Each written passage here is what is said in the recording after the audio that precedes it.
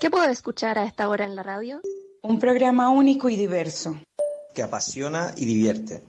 Donde se destacan las diferencias y nos enriquecemos con todas ellas. Donde podemos encontrar todos los colores y todas las culturas. Un lugar donde nos encontramos y en el que nuestra voz se suma a la de otros. ¿Y eso cómo se llama?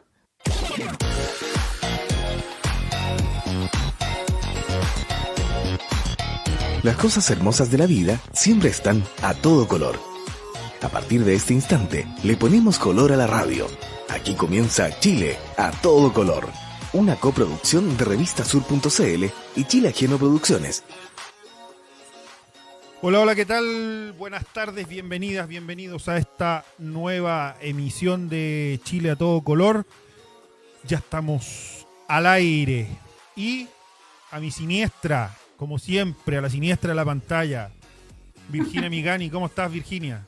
Bien, espero ser yo, porque como no estoy viendo la pantalla, entonces espero ser yo la que está en la siniestra. Bien, bien, estamos bien. Acá también viviendo un lunes más. Un lunes más. Bueno, Bárbara Francisca se incorpora en unos instantes más, pero nuestros invitados ya los pueden ver en pantalla. A la derecha, académica de la Universidad Central, Neida Colmenares. Neida, buenas tardes, bienvenida y gracias por acompañarnos en esta emisión de Chile a todo color. Hola, Neida. ¿Tienes silenciado el micrófono, Neida? Aquí, ya. Ahí sí. Ahora. Ya, vale, gracias por la invitación. Estamos con ganas de conversar y de aportar hoy. Excelente. Y abajo, Desde las Europas. Sí, yo no sé por qué no estaba durmiendo. No, nos acompaña el hoy académico Rodrigo Sandoval Duconi. No te voy a presentar como ex porque creo que no es justo.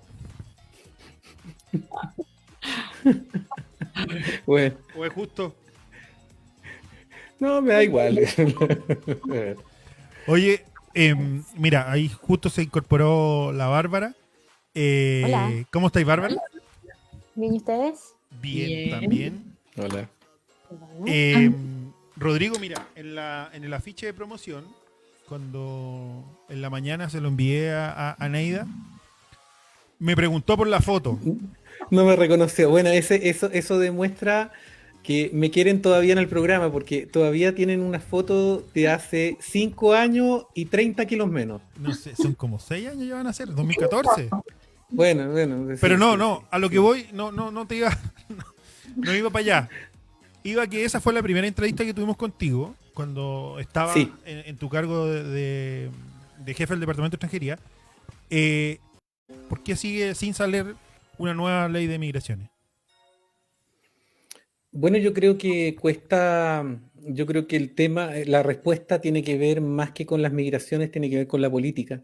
Yo siento que nosotros estamos en un momento de la política y en donde muchos de los incentivos de la institucionalidad llevan a que los actores políticos no se atrevan a enfrentar los temas políticos de largo plazo. Y podría dar muchos ejemplos, pero ya el constituyente, el tema del tema previsional, el tema de la salud, el tema de la educación, en general todos aquellos temas que requieren un planteamiento de largo plazo cuyos resultados va a estar siempre más allá de los 4 años de un periodo presidencial. No existen los incentivos para que la clase política los aborde y por lo tanto siempre es más fácil patear la pelota hacia adelante que asumirlos. Y claro, tiene que pasar alguna urgencia, tiene que haber una crisis social en el caso de los ejemplos que ponía, o tiene que haber un aumento explosivo de la migración que comprometa la paz social para que finalmente los actores políticos, como siempre con el pecado de las urgencias, terminen abordándolo. Yo creo que tiene que ver más con eso. En Chile no tenemos la capacidad para poder abordar aquellos temas que requieren enfoques de Estado y por lo tanto todos esos temas solamente se abordan cuando hay situaciones de emergencia. Neida, ¿tú coincides con el análisis que realiza Rodrigo? Sí, bueno, Jorge, lo primero es que cuando tú hace unos minutos me dijiste Neida, yo no entendía bien que tenía que saludar, así que era como hola. Y lo primero es agradecerle el espacio, ¿no es cierto? Estoy un poco bien, no sé si la palabra sea contenta, porque creo que estamos en un momento de la discusión de la ley donde uno está preocupada más bien de la forma en que se está llevando la discusión.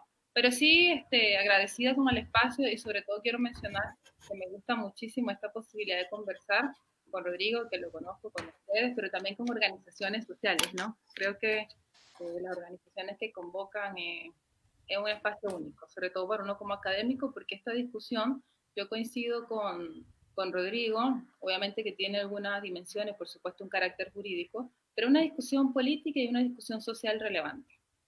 Yo creo que ha habido un uso instrumental del tema migratorio que ha estado muy zigzagueante en función de las agendas políticas. Se pone de moda, hablamos de migración. Se quita la moda, dejamos de hablar de los migrantes y de las migrantes. Pero resulta que en los últimos 4 o 5 años, a eso a lo que tú aludes, ha habido un aumento significativo de la migración y con eso también una demanda importante sobre temas de regularización, acceso a derechos y elementos de inclusión general de lo que significa incorporarse, ¿no es cierto?, plenamente en un país. Y yo aquí hablo como académica, pero también como migrante, ¿no es cierto? Tengo 12 años en el país y he visto un deterioro significativo, ¿no es cierto?, en la forma en que uno no solamente se aproxima a la relación al Estado, sino también en la forma en que el Estado te empieza a dar respuesta, y creo que ha habido un uso instrumental. Entonces la migración es una especie de moda que se va ajustando a los discursos políticos, y eso es tremendamente preocupante porque los migrantes son personas y aquí estamos hablando de los derechos y de la calidad de vida de cada uno de esos procesos que vamos a entrar a analizar. Virginia. Sí, yo quería preguntar algo con respecto a esto que decía Rodrigo y también Neida decía que se usa un poco como instrumento y que si está de moda o si hay que hablar de algo, hablemos de migración y saquemos la ley rápido, no sé qué. Yo quería hacer una pregunta como más abierta, porque este formato ¿se dará en otros lugares del mundo, en otros países? ¿Ustedes han podido tener esta lectura como en otros países también se utiliza una reforma de la ley o la migración como un instrumento político, digamos, para igual que acá, que como lo hemos visto acá? Eso. Bueno, ahí yo podría decir, claro, Virginia, que ahí la respuesta es muy interesante, porque también habría que reconocer que desde la década de los 90 en adelante hay un aumento en los procesos de movilidad humana a lo interno de América Latina. Entonces también ha habido, sin ganas de entrar como a ese tecnicismo académico, pero también ha habido una cierta caracterización, un cierto comportamiento de ese fenómeno que conocemos como migratorio, que ha hecho que algunos países de la región, ¿no es cierto?, se conviertan en esto que llamamos receptor. Y es una realidad, un hecho objetivo, que en el caso chileno hay un aumento significativo, ¿no es cierto?, de la población migrante y hay un flujo que empieza a moverse también de una forma un tanto distinta. Y eso es un fenómeno mundial. Ahora, sobre eso, ¿qué diría yo? Sí, creo que eso significa que ese fenómeno propio de los procesos de globalización y este crecimiento económico que tienen los países tampoco es una discusión tan nueva, ¿no es cierto? Cuando Chile, por ejemplo, discute su incorporación a la OECD, también se empieza en esta narrativa de lo que significa, ¿no es cierto?, los impactos, los efectos, los fenómenos, como lo quieran llamar según la visión de cada país, y parte de tener más población migrante es eso que llamamos desarrollo y es eso que nos posiciona a nivel internacional. Ahora, la forma en que en América Latina o América del Sur han manejado en sus legislaciones, en el caso, no sé, tampoco se trata acá como de ahondar en un tema comparado tan en detalle, ha habido experiencias positivas, o sea, en Argentina, en Ecuador, en Brasil, ¿no es cierto?, donde sí ha habido una legislación en materia migratoria más actualizada, porque además el Estado, tampoco podemos caernos a mentira, ¿verdad?, entre más migrantes tenemos, se instala el tema, entonces hace que la necesidad de discutirlo también sea mayor, ¿no es cierto?, en términos de recursos, de actualizar la institucionalidad, pero el foco que se ha tenido en América del Sur en general ha sido un foco positivo, ¿no es cierto?, un foco positivo en una idea de una migración desde una perspectiva de derecho. Marco un punto para conocer la opinión de Rodrigo también, que conoce esto a profundidad. Marco el punto de que esto significa abordar la migración con una perspectiva de derecho, lo que no significa que no hayan elementos controvertidos y polémicos de lo que significa, ¿no es cierto?, el concepto de ciudadanía o la incorporación de los migrantes. Hay una tensión que se da a partir de la incorporación de la población migrante y eso tampoco hay que desconocerlo, ¿no es cierto? La pregunta es, ¿cómo nos hacemos cargo y cómo la política pública hace que eso sea en términos de derechos y no en términos de segregación o exclusión. Hola a todos. Hola Rodrigo, hola Neida, hola Virginia. Y Jorge, por supuesto, nuestro hombre pulpo. Yo quería preguntar ya como para meternos más a desmenuzar un poco el proyecto también y para toda la gente que nos está escuchando, cuáles básicamente son las principales falencias igual del proyecto, ¿no? que está en tramitación. No sé si Rodrigo quiere empezar. Sí, es que me parece importante un poco hacernos cargo de la pregunta que hacía Virginia y que tiene que ver, y sobre todo que yo estoy de acuerdo con la respuesta que da Neida.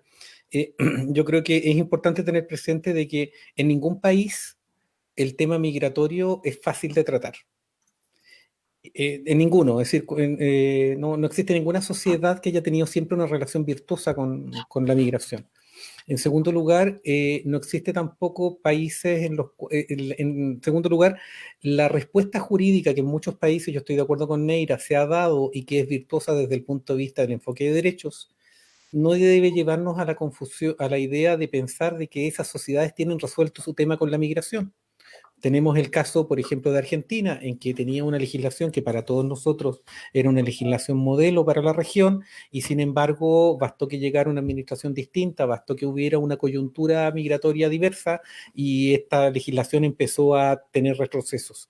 Lo que quiero decir es que la legislación es un punto importante, pero la legislación no resuelve estas cuestiones, y que lo que uno observa principalmente es que la movilidad, la migración está lejos de ser una cuestión asumida por aquellos lugares en los cuales esta es una realidad patente. Y ahí me voy con la respuesta a lo que plantea Bárbara.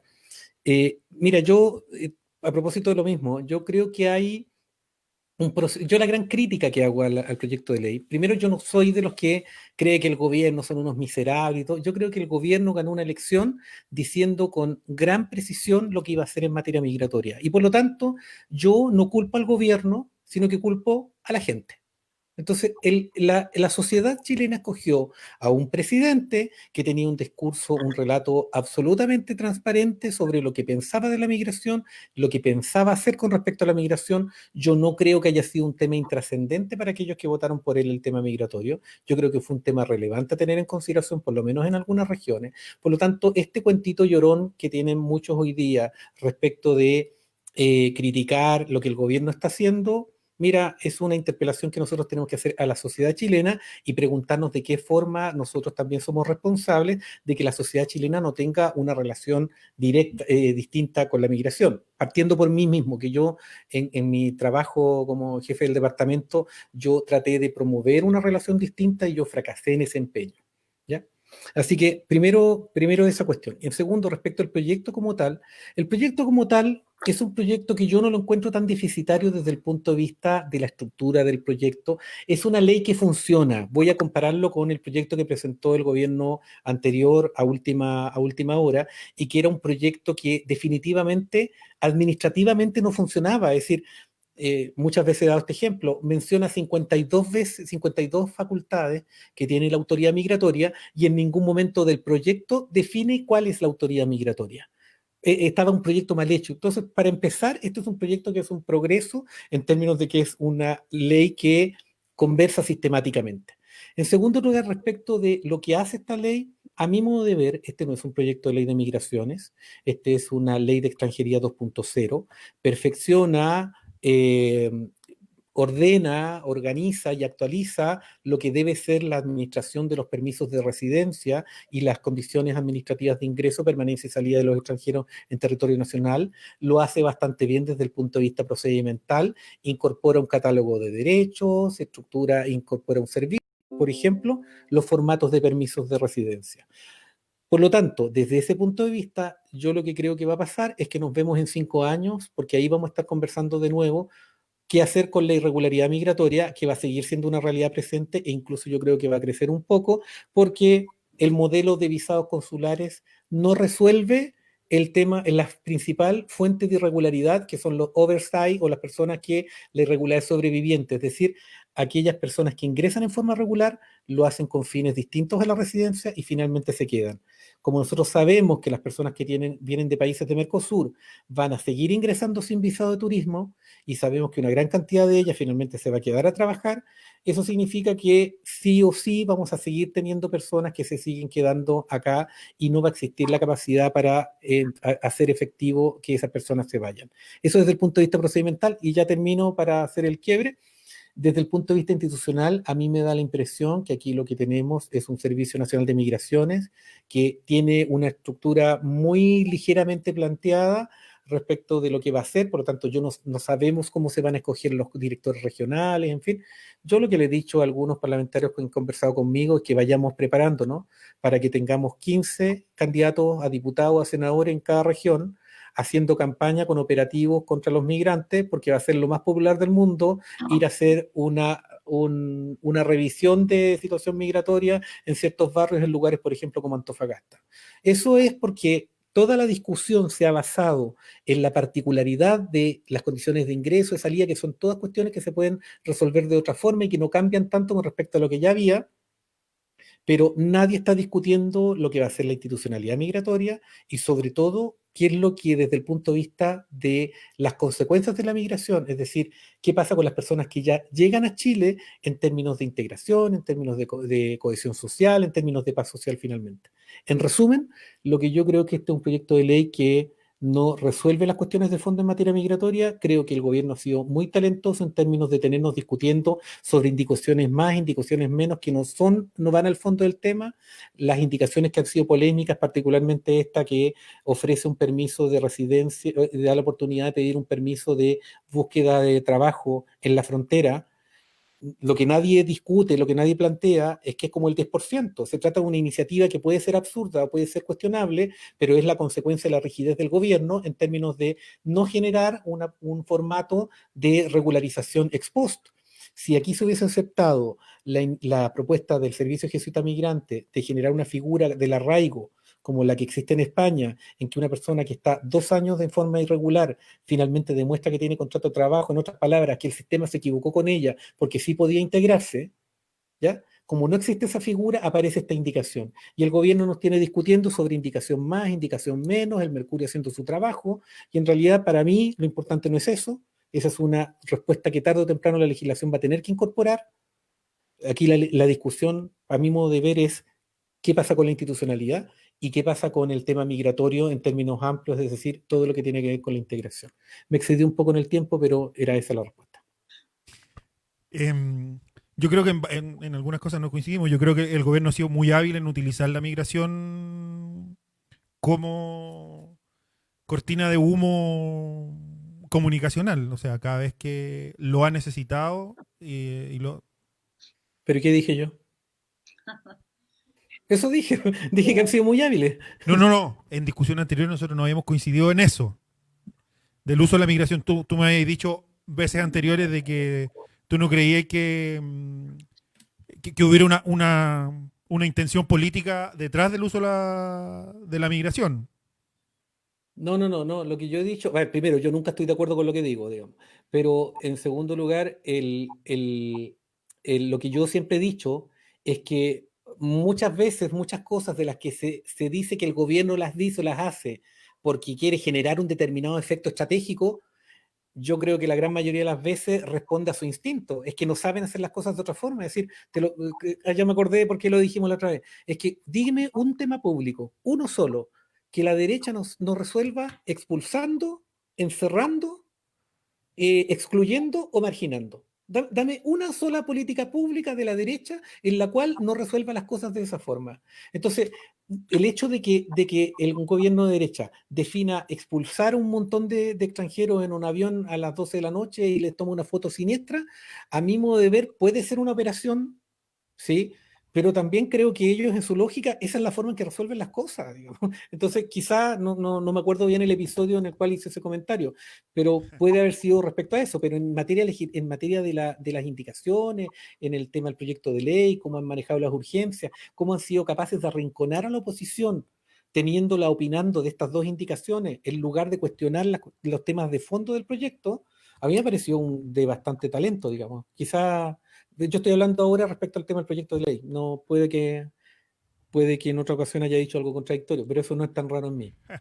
No, pero iba a ir para preguntarle a Neida, ¿cómo veis tú que se ha llevado el debate y se ha utilizado el debate atendiendo a la contingencia? Sí, bueno, ahí también tu pregunta con lo que planteaba Bárbara también. Fuéramos su pregunta era cuál es la falencia del proyecto de ley. Mira, a mí me gusta mucho, hay un documento que yo resalto que lo haga el Banco Mundial, ¿no? O sea, que no venga como de los de uno, sino los de allá, ¿no es cierto? Que es del año 2017, un documento muy interesante que habla de la gobernanza, que yo siempre comparto con mis estudiantes porque lo encuentro muy valioso. Y es un documento que habla sobre los desafíos de la gobernanza que tienen los países a partir de estos nuevos fenómenos. Porque una cosa que uno tendría que asumir es que esto es un fenómeno que no lo va a parar nada, ¿cierto? Es parte de la nueva dinámica de la sociedad y en la lógica de derechos, los estados que tienen un rol clave, ¿no es cierto?, en favorecer derechos, acceder derechos o precarizar la vida de la gente, porque hay evidencia de que las políticas públicas no siempre tienen efectos positivos, es una tremenda paradoja. Pero en ese documento, cuando se habla de todos estos enfoques de gobernanza y los fenómenos a nivel mundial, el propio Banco Mundial señala que un tema importante, como un principio que hay que replantearse en torno al marco jurídico de los países, es más que la ley en el papel, ¿cuál es el papel de la ley? ¿No es cierto? No sé si ustedes recuerdan hace poco tiempo cuando tuvimos este escándalo de los venezolanos que entraban a Chacayuta, ¿no es cierto? Estaban varados en Chacayuta y no teníamos cómo porque el gobierno introspectivamente había generado esta norma de las visas consulares, entonces uno veía población en carpas, que entraban, que no entraban, en un nivel de precariedad y además una cantidad de población venezolana que tampoco podía volver porque venían por tierra, ¿no es cierto? Y había toda una discusión burocrática, yo creo de la forma más absurda posible, y ahí yo me decía, bueno, entonces, ¿cuál es el papel de la ley? ¿Tener a las personas ahí aunque eso atenta contra su vida o que la ley facilite efectivamente la garantía de los derechos? Yo creo que la ley, en este caso como se está planteando, no es una ley y no es un debate que favorezca ni la inclusión de los migrantes, ni favorece las propias dinámicas y prácticas nacionales, porque el discurso, yo escribí hace poco una columna del Chile para los chilenos, es un discurso racista. Y exacerbar la discusión de la ley, como que el fin de la ley es el control fronterizo, porque somos tan eficientes que necesitamos controlar y proteger el empleo, primero le está mintiendo a la gente. Y el Estado tiene una responsabilidad. No solamente se establece un discurso criminalizante y racista respecto a los migrantes, que va a generar muchos conflictos. Hay 1,5 millones de migrantes en Chile, ¿no es cierto? Hay 1,5 millones, que es el 8,8% de la población, de gente que contribuye, que tributa, que tiene derecho. Y por otro lado, el otro es una especulación respecto a que van a venir más o no, cuántos van a entrar. Entonces no contribuye porque está haciendo un manejo inadecuado y porque a la larga eso va a generar, a mi juicio, ¿no es cierto?, mayores niveles de conflictividad. Entonces, esta forma de plantear la ley no creo que favorezca ni a los chilenos, ni a los extranjeros, ni a la institucionalidad, ni siquiera una perspectiva de derecho. Ahora, dicho eso, también yo podría decir que yo creo que es una discusión primero que se enmarca en este contexto político muy deficiente y muy peligrosa, porque no se está haciendo un debate justo de lo que se necesita, y lo que se necesita es un marco normativo actualizado, moderno, que facilite la gobernanza de las migraciones y que por supuesto establezca los marcos regulatorios, porque yo creo que somos los primeros, los migrantes, creo yo, los que queremos estar regulares en el país y lo que queremos es que esto sea más expedito y más transparente. Entonces creo que hay un contexto en que la ley está siendo muy deficiente. No coincido en 3 puntos o 4 puntos específicos de la ley. En esto las cosas no son obvias. No se establece directamente una perspectiva de derecho en la ley. Y ahí me parece, a propósito que estamos en un debate próximo constituyente, el país entero, ¿cierto? En Chile está diciendo que necesitamos favorecer derechos porque necesitamos que el tema de los derechos logre permear esa carta constitucional. Bueno, aquí es necesario que se incorpore la perspectiva de derecho y que se incorpore de forma explícita. Lo segundo, no me parece que las visas consulares sean adecuadas, porque la verdad es que lo que dice la evidencia es que las visas consulares no es algo que efectivamente vaya a controlar, ¿cierto?, el volumen de los flujos migratorios irregulares. Y además creo que es súper cuestionable, de hecho yo no me parece que se deba evitar o se deba excluir del proyecto la posibilidad de que las personas tengan entonces un cambio de estatus dentro del país. Creo que esos elementos concretamente, porque uno lee el proyecto y tiene no sé cuántas páginas, entonces eso es como para dormir en la noche si uno no es abogada, a propósito de lo que hablamos antes con los jurídicos. Pero cuando uno precisa en todo esto, porque además para la ciudadanía es difícil, o sea, para el migrante agarrar ese proyecto y empezar a leerlo en ese lenguaje jurídico engorroso, pero ¿qué es lo que se le está diciendo al gobierno? Eso se le está diciendo. Por favor, hablemos de la migración en términos de derechos, desistamos de esta cuestión de las visas consulares, ¿no es cierto? Porque la evidencia dice, y dejémosle a los académicos que los expliquen esto, y la evidencia comparada en esta situación, y el cambio que se puede hacer, ¿no es cierto?, el cambio de estatus acá.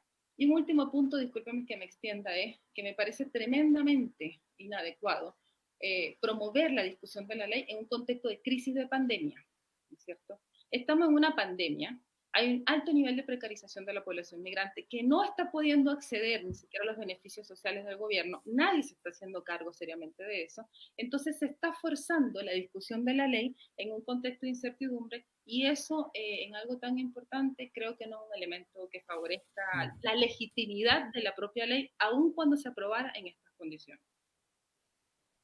Pero ¿sabes qué? Perdón. Sí, dale. Sí, ¿sabes qué pasa? Que yo encuentro toda la razón a lo que dice Naida, pero también eso deja entrever una pregunta que aquí nadie se hace y que no está en la discusión del gobierno porque no le interesa que esté. ¿Para qué es la ley de migraciones? Sí. Es decir, ¿para qué queremos? Porque lo que dice Neida es impecable con respecto a una determinada forma de entender la ley de migraciones y que yo comparto. Pero seamos realistas, ¿de verdad nosotros creemos que la gente, la sociedad chilena, quiere regular las migraciones porque quiere establecer un estándar de derechos para los migrantes? ¿Es esa la razón por la que quiere legislar? Entonces, yo siento que hay una discusión pendiente, vuelvo a compararlo con otros grandes temas de la sociedad chilena, en que todavía no definimos qué queremos hacer con la migración, qué queremos ser con respecto a la migración. Entonces, mantenemos esta cuestión, esta conducta esquizofrénica con relación a que todos tenemos un relato, y en esto el gobierno es guaripola, tenemos un relato de que queremos la migración, estamos abiertos a la migración, en la que viene a hacer bien, que viene a colaborar y toda esa teleserie. No queremos a la que nos viene a hacer mal, de los delincuentes, pero ¿de verdad queremos a la migración? ¿De verdad estamos en condiciones de recibir el desafío que significa la migración, que no solamente significa ver cómo los atendemos, porque esa es una forma también de frivolizar y simplificar el tema de la migración?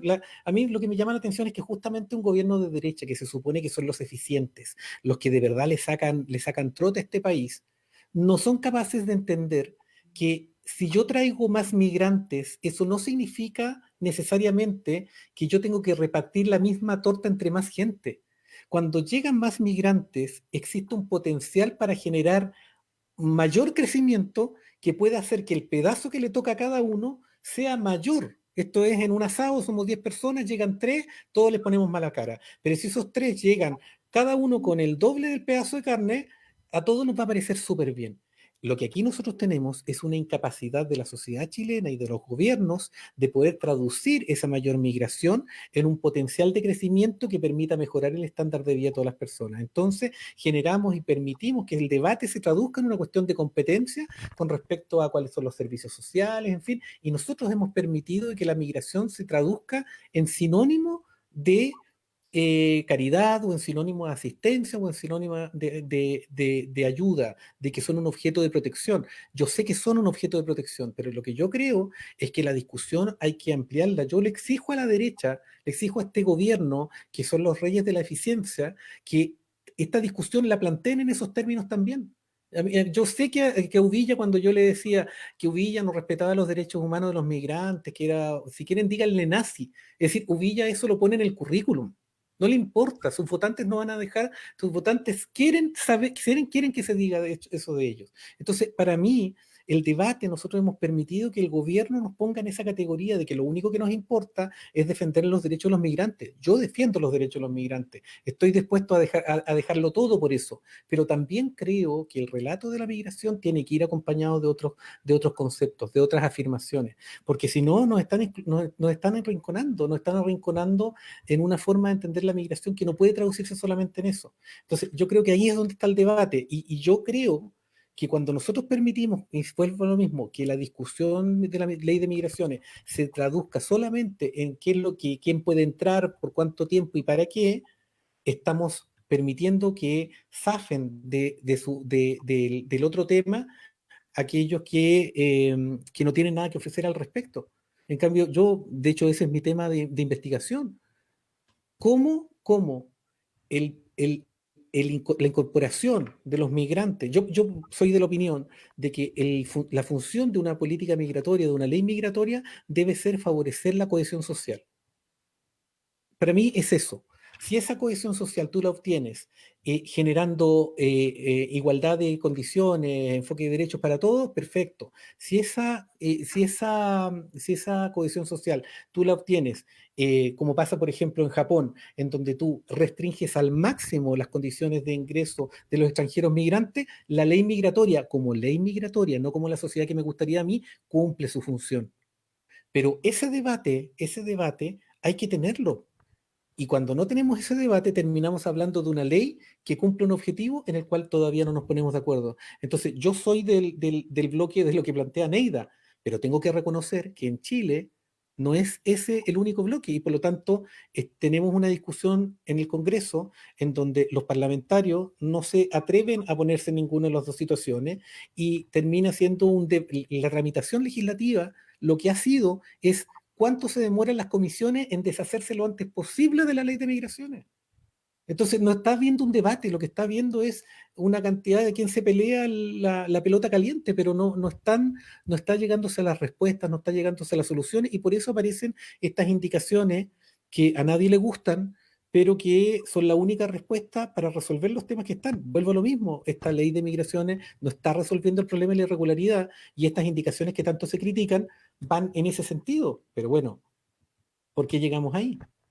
Es importante, Neida, antes de darte la palabra, recordar que tampoco tampoco se ha dado en estos ejes izquierda-derecha o nueva mayoría gobierno.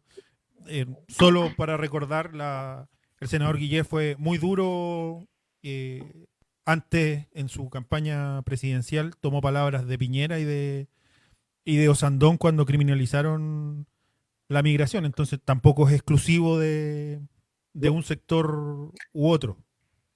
Es súper interesante eso de los ejes. Yo creo que esto es solamente un tema de quienes cultivan la virtud de la templanza y quienes no. Si los que están pensando en las siguientes generaciones y los que no. Los que están pensando en la lógica de 4 años van a estar siempre esclavos de esto, porque ¿cuál es el problema?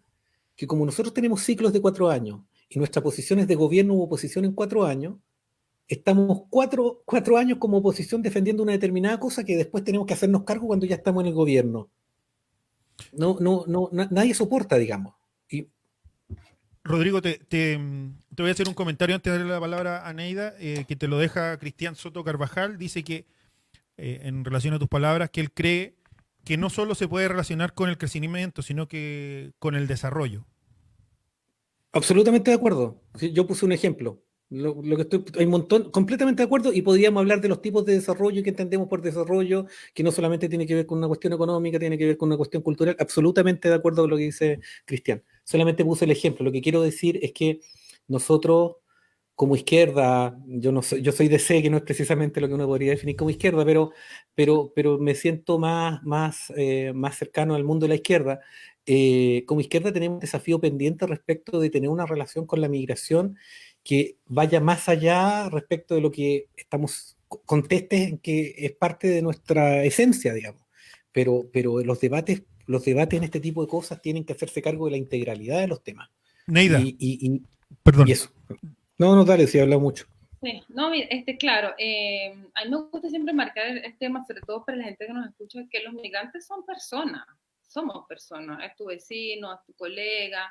Entonces yo creo que el manejo un poco de la discusión que se hace en torno a las personas tiene que ser con derecho a información. Mira, Rodrigo decía hace un momento sobre para qué la ley. Aun cuando yo pudiese entender, ¿no es cierto?, que hay gente que puede... Yo ahí tengo un poquito una leve diferencia, que yo puedo entender que pueden instalarse miedos. ¿Sí?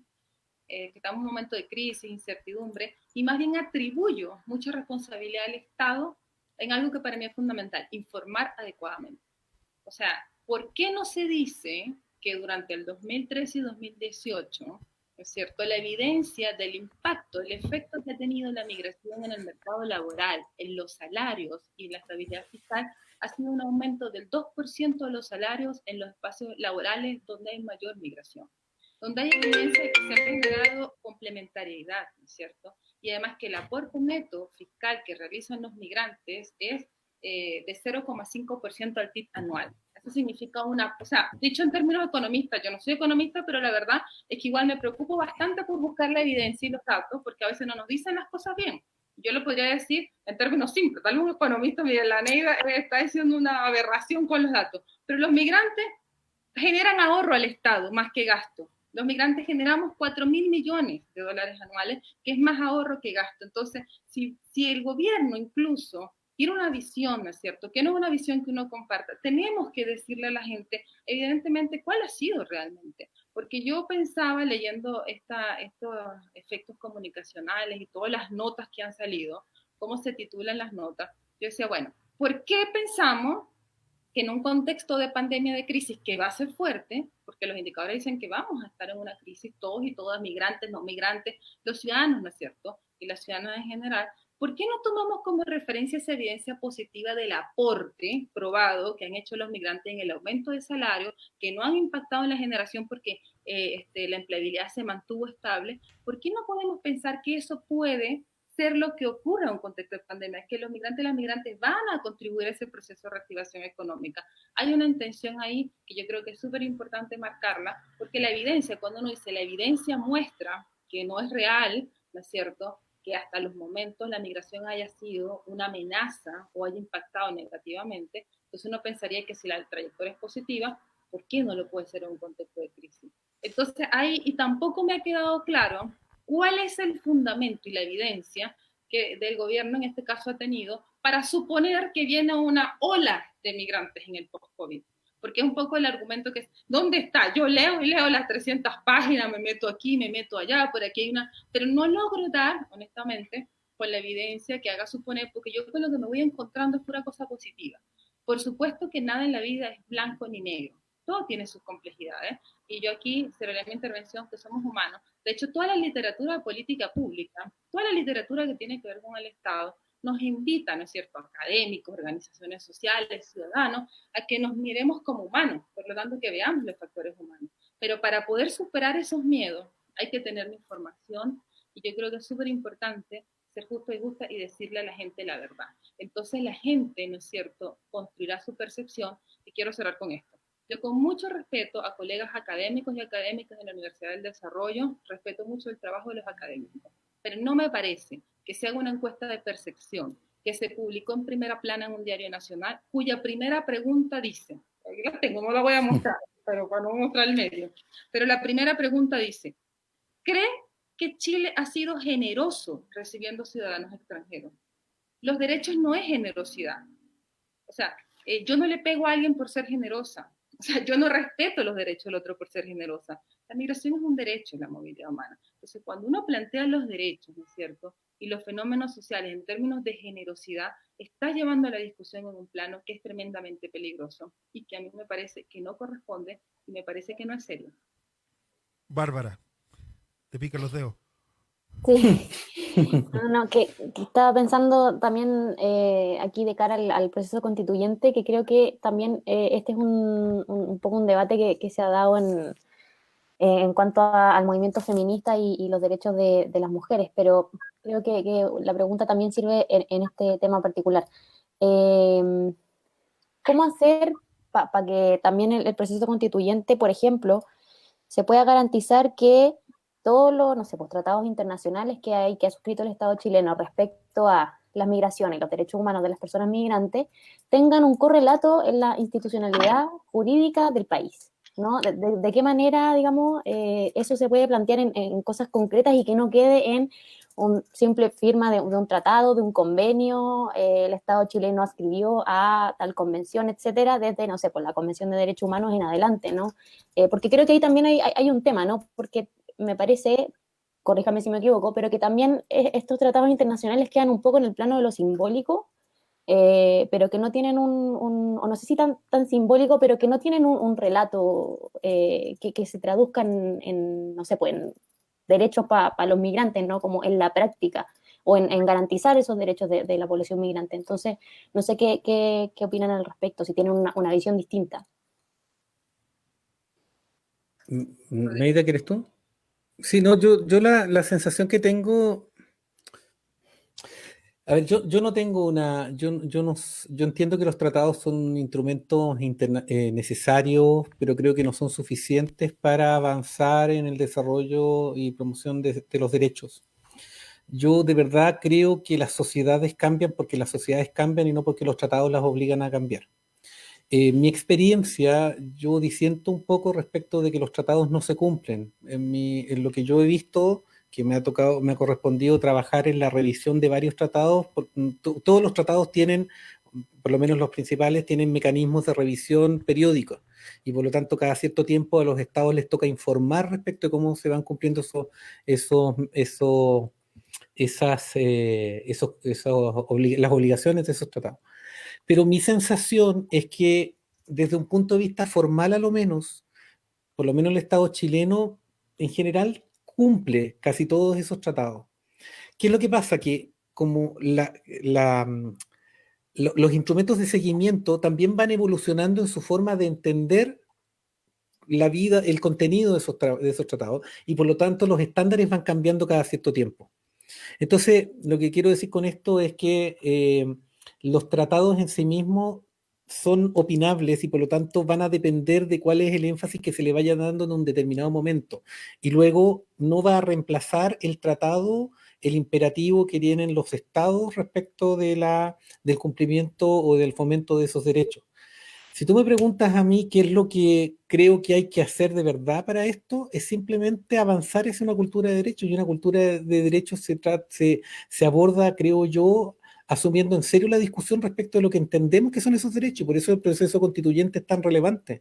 El proceso constituyente no es otra cosa que definir cuál es el piso de derechos que estamos dispuestos a nosotros como colectivo a asegurar a los individuos en general y a determinados colectivos en particular. Eso es la Constitución, no es otra cosa. El resto son los procedimientos para asegurar eso, pero lo que hace la Constitución es precisamente establecer ese piso. Mi impresión es que el debate también sobre la Constitución tampoco va muy ordenado en ese sentido, porque la estamos procedimentalizando y estamos hablando de qué es lo que queremos que la Constitución, cómo se organice, y en realidad, a mi modo de ver, la discusión de fondo es definir cuáles son los derechos, por ejemplo, respecto a las identidades de los pueblos originarios. ¿Qué se está discutiendo? Estamos discutiendo cuántos cupos le vamos a dar al mundo mapuche, digamos, pero no estamos discutiendo qué significa. Si los derechos de representación, perdona que me salga del tema, pero los derechos de representación son 1/3 de la plataforma de las comunidades minoritarias. Está también el derecho a la autonomía, está también el derecho al ejercicio de su identidad, y nada de eso está en la discusión. Entonces, lo que quiero decir es que yo soy un poco contrario a descansar en los tratados para efectos de avanzar en la consagración de derechos en determinadas cosas, digamos, porque creo que son un buen indicio, como decía Dworkin, es la estrella polar, estrella polar, ¿no? La estrella polar que todos los navegantes siguen, pero que nunca van a alcanzar, pero un Estado puede avanzar sin necesidad de sujetarse a eso. Es más, yo diría que los tratados muchas veces operan como una excusa para que los Estados no avancen más, porque cumplen en lo formal con lo que los tratados les demandan. Vamos a hacer un corte, así que rápidamente yo le lanzo la cortina a Virginia, pero antes de lanzar la cortina a Virginia, hay algo que yo no he hecho, que es saludar y agradecer a todas las radios y medios que transmiten y retransmiten este programa, a la plataforma TECEN, a la Coordinadora Nacional de Migrantes, a Radio Juan Gómez Milla JGM, nuestra casa radial, a Haití al Día, a Radio Allianz Internacional, a la Radio 100 de Atacama y a la Radio Vive tu Puerto de Talcahuano. ¿Y este programa no tiene música? Siempre abren con música. Todas las semanas, Virginia presenta bandas y músicos emergentes. Contacta a Virginia si quieres que tu música suene en el programa.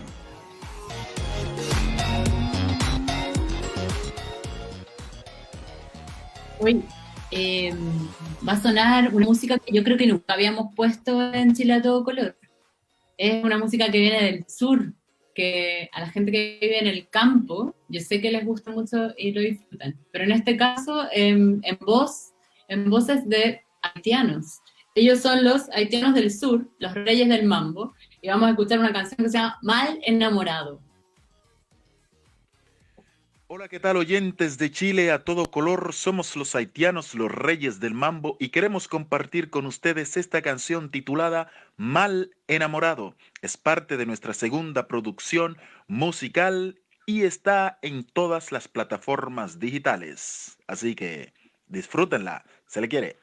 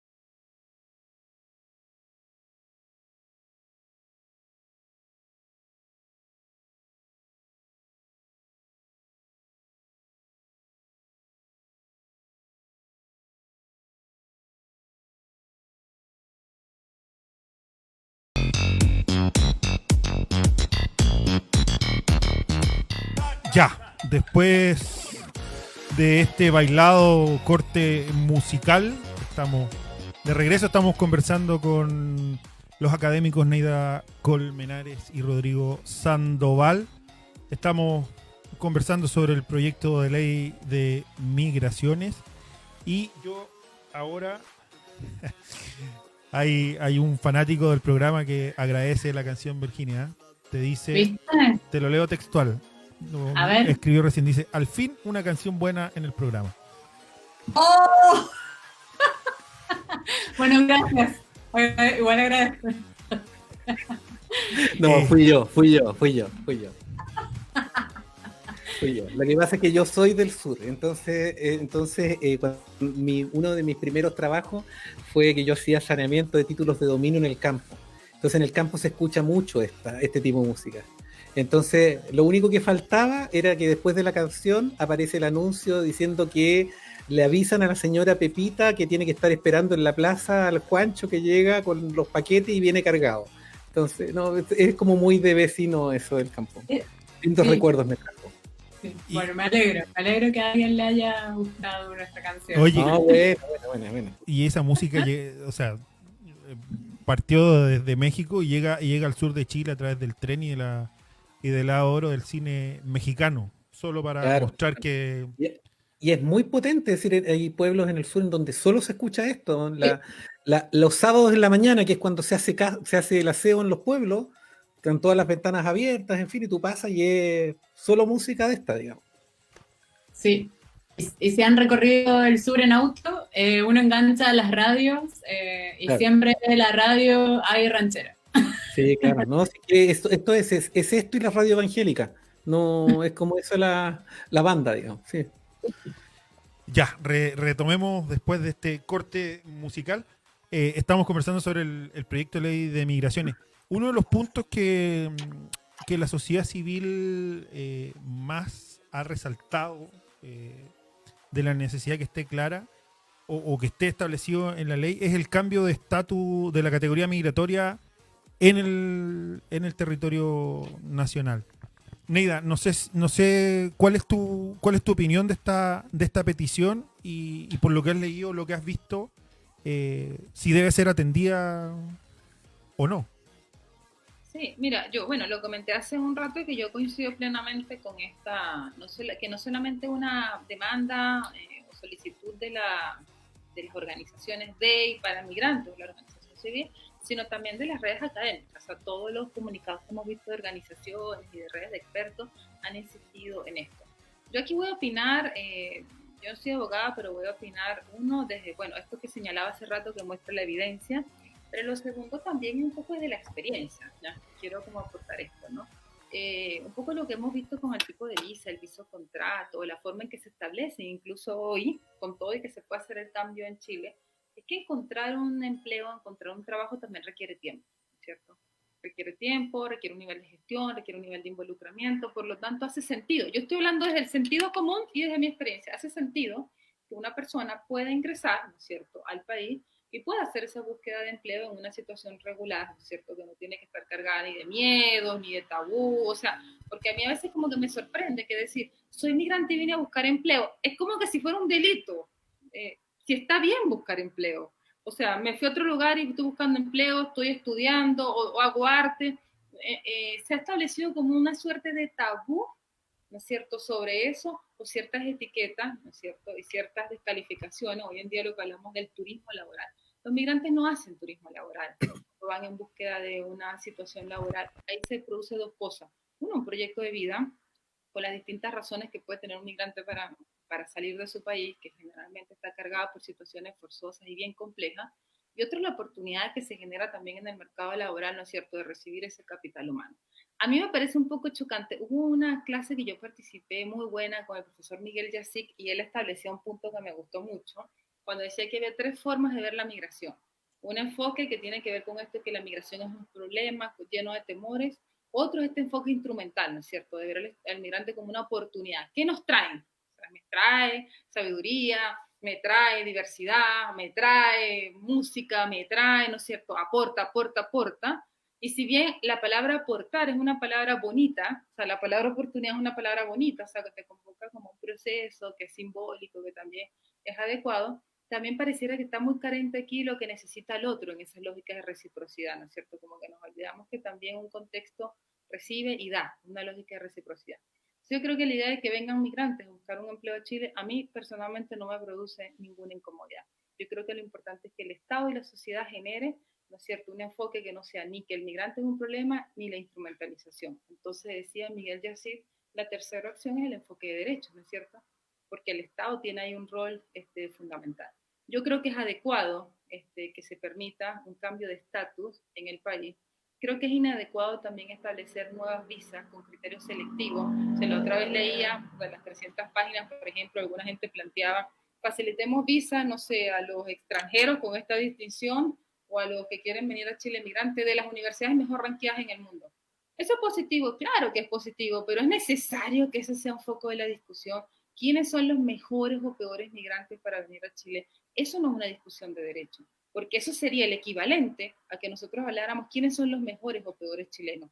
Ese tipo de lenguaje no contribuye. Por lo tanto, el tener un cambio de estatus migratorio en condiciones de una regularización humanitaria, quiero agregar, Jorge, que también las organizaciones y las redes migrantes han hablado del cambio de estatus, ¿no es cierto?, que se incorpore en la ley, pero que también se establezca la importancia de contar con mecanismos de regularización ordinarios y permanentes, que no sean solamente como estas cosas extraordinarias, voy a regularizar, voy a hacer una campaña. Tiene que haber condiciones que faciliten la regularización permanentemente. Y eso, la verdad, cuando uno le saca todos esos mitos y todos esos temores, no debería revestir de ninguna mayor preocupación en ese sentido.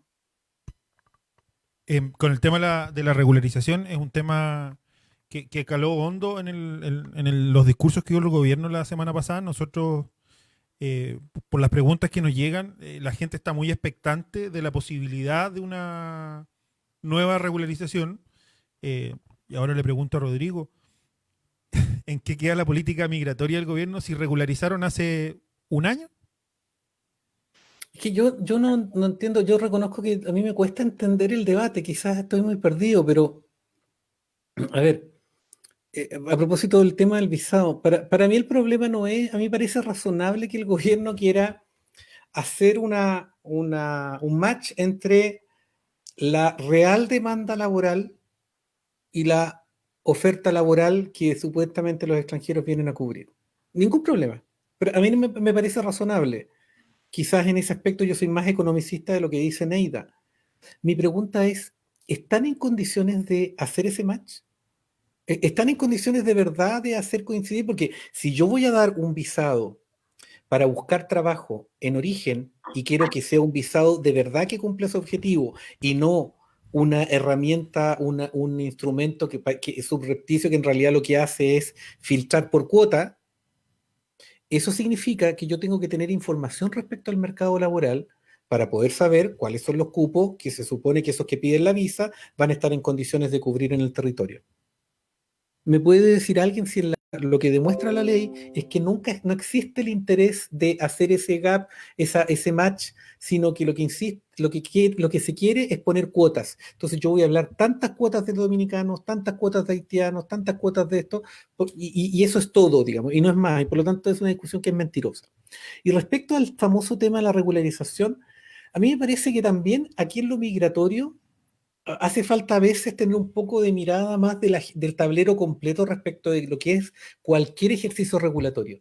Es decir, muéstrenme un área de regulación en la cual no exista un mecanismo de saneamiento. Existe en materia tributaria con la condonación, existe en materia penal con el perdón de la víctima y con la prescripción.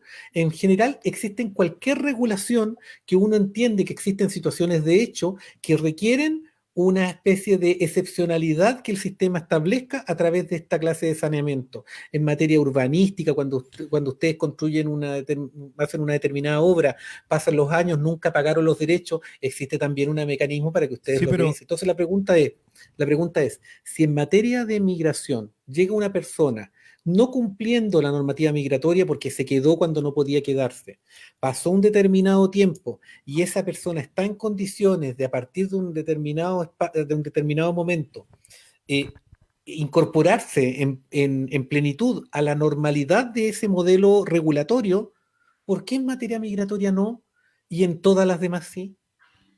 Entonces, para mí el debate es, si tú lo quieres, de construcción jurídica. Está bien, pero hicieron una regularización hace un año. Y tiene que haberla, y van a haber regularizaciones periódicas, pero hasta entonces que exista un mecanismo. No es mejor implementar un mecanismo. Pero voy para allá. Es decir, eso es, tienes razón. Es decir, va a haber regularizaciones periódicas hasta que exista un mecanismo ordinario, como el que mencioné hace un rato y que propuso el Servicio Jesuita Migrante, que es el denominado arraigo, en que a todas aquellas personas que han estado por un determinado tiempo, a definir 1, 2, 3 años, como sucede en España, en que esa persona estuvo irregular un determinado lapso, pero llega un momento en el cual tiene un contrato de trabajo o tiene otras condiciones, por ejemplo, familia, que demuestran que se logró incorporar a la sociedad. ¿Cuál es el sentido entonces de a esa persona expulsarla? Claro, es para eso donde ibas, ¿no? Sí, sí. Sí, entonces, claro, yo lo que digo es un tema, yo no me meto en esta discusión, trato de no meterme en esta discusión caricaturizada, porque claro, cuando empezamos a hablar de esto ya empiezan a decir que queremos entrar a todos los delincuentes. Es decir, yo no conozco a nadie, a ninguna, ni las personas más termocéfalas de este debate que estén planteando, por ejemplo, que a las personas con antecedentes penales hay que regularizarlas. No he escuchado a nadie que diga eso. Estamos hablando de antecedentes penales importantes.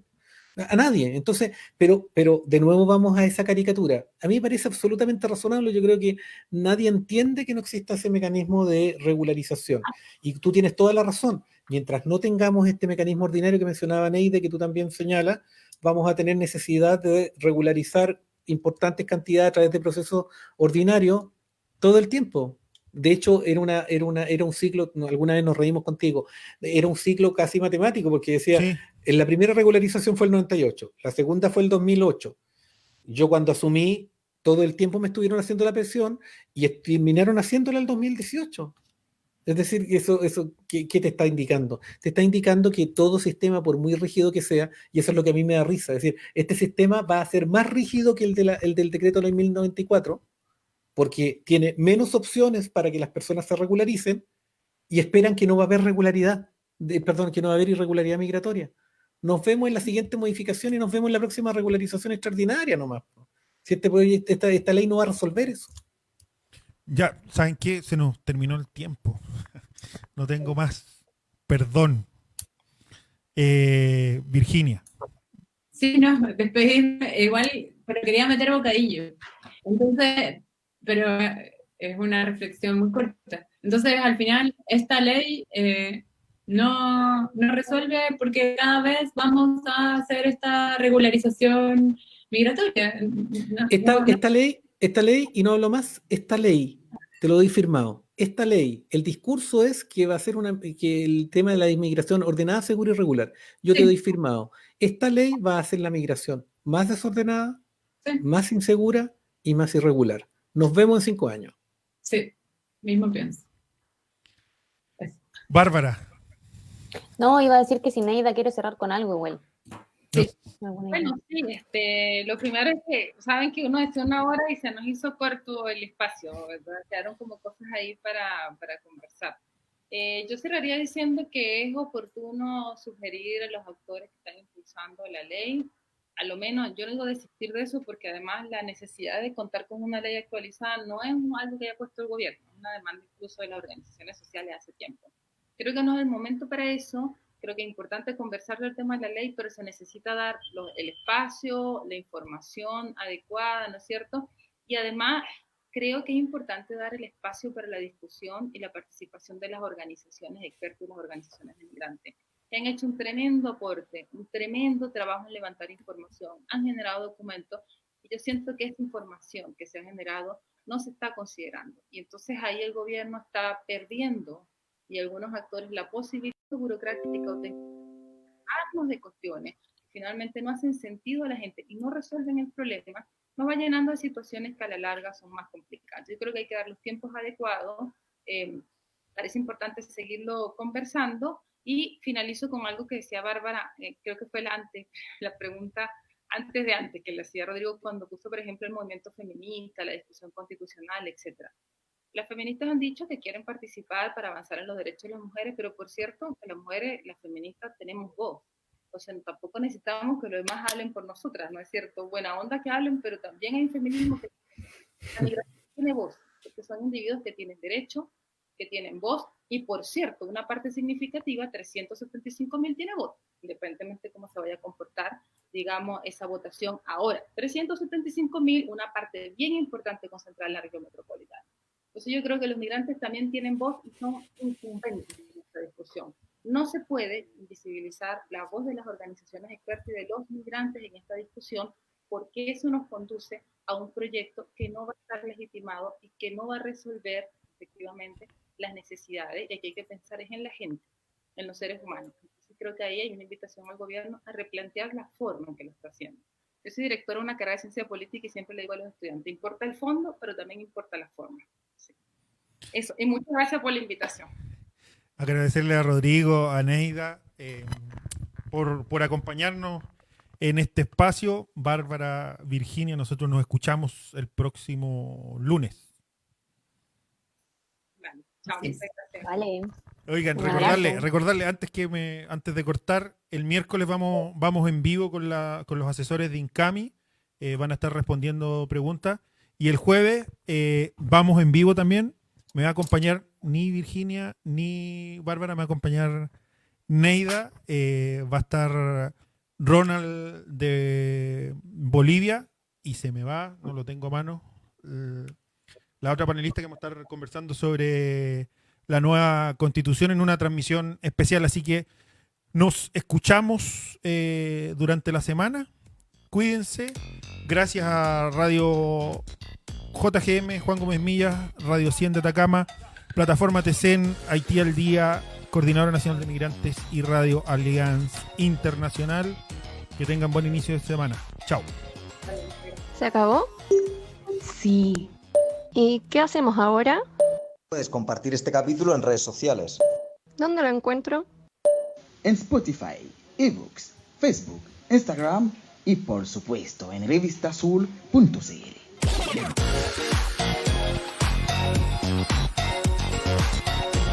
Aquí termina Chile a todo color, un programa de radio coproducido por revistasur.cl y Chile Ajeno Producciones. Recuerda que puedes compartir este capítulo a través de tus redes sociales. Encuéntranos en revistasur.cl y chileajeno.cl. Dentro de 7 días volveremos a esta misma radio. Y recuerde, las cosas hermosas de la vida siempre están a todo color.